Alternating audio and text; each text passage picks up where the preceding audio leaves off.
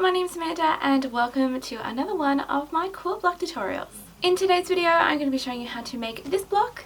It is called the open window block. So this version of the open window block that I'm going to show you how to make is a little bit different to a true sort of version of an open window block. There are many different ways you can make this block, but this particular design is just a little bit more simpler than some that are out there. So one of the great things about this block is you can just use one fabric for all of the half square triangles if that's what you choose to do, or you can do it like I have and use 4 different ones to sort of make the design really pop out. You can also see that that's what I've done with the quilt that is behind me. I used the open window block to make this quilt, and if you would like to know a little bit more about this quilt, there is a link down in the description box below to the blog post explaining everything about it, as well as the fabrics that I've used and why I've made it, and more photos if you'd like to see a little bit more of what the quilt looks like. So just like in all of my quilt block tutorials, you will find all of the measurement and cutting instructions down in the description box as well if you would like to make this yourself.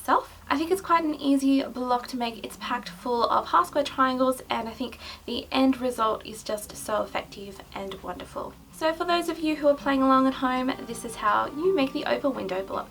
To make the open window block, you will need to cut 1 8.5 inch square and 8 5-inch squares from the white fabric, and then 2 5-inch squares from 4 print fabrics. The first thing to do is to make your 5-inch squares into 4.5-inch half square triangles. To do this, mark a diagonal line along each of the white squares with a ruler and pencil. Then pair these with the print squares, right sides facing and pinned in the middle.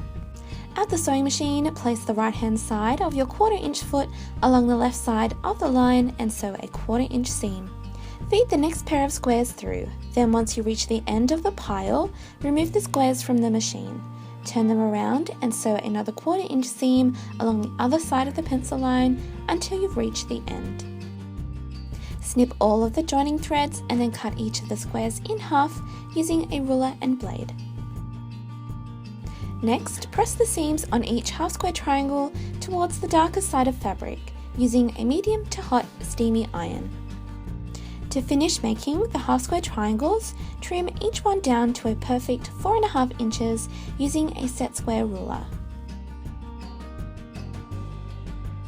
To do this, place the 45-degree line running along the middle of the ruler on top of the center seam line, ensuring the edges of the ruler are inside of the square. Once happy with the ruler placement, trim off the first 2 edges with a rotary blade. Then spin the unit around, line up the 45-degree line with the center seam and the edges of the ruler along the 2 sides you've just cut. Trim off the last 2 edges, and that's a perfect 4.5-inch half square triangle ready to go. Once all of the half square triangles have been squared up, take 3 of each print and place them in this way around the 8.5-inch square to complete the block layout.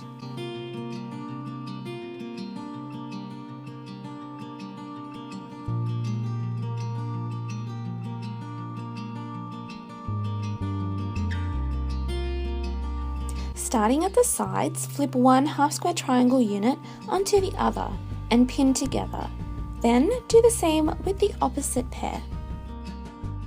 Take these to the sewing machine and sew a 1/4 inch seam along the edge that is pinned, chain stitching the next pair through in the same way. Snip the thread that joins them, and then on the back of each duo, press the center seam flat open to help eliminate excess bulk. Place the pressed duos back into their correct places. Then pair each of the matching half square triangles in the top row with each other, pinning them into place.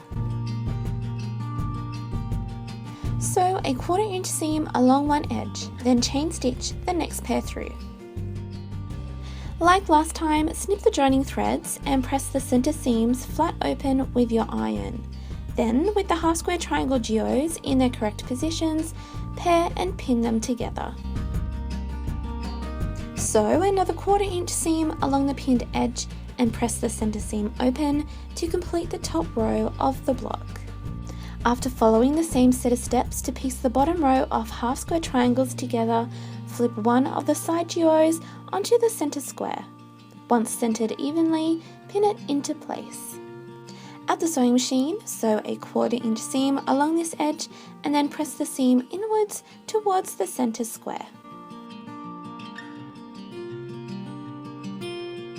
Flip over the opposite pair of half square triangles onto the center square and pin it together.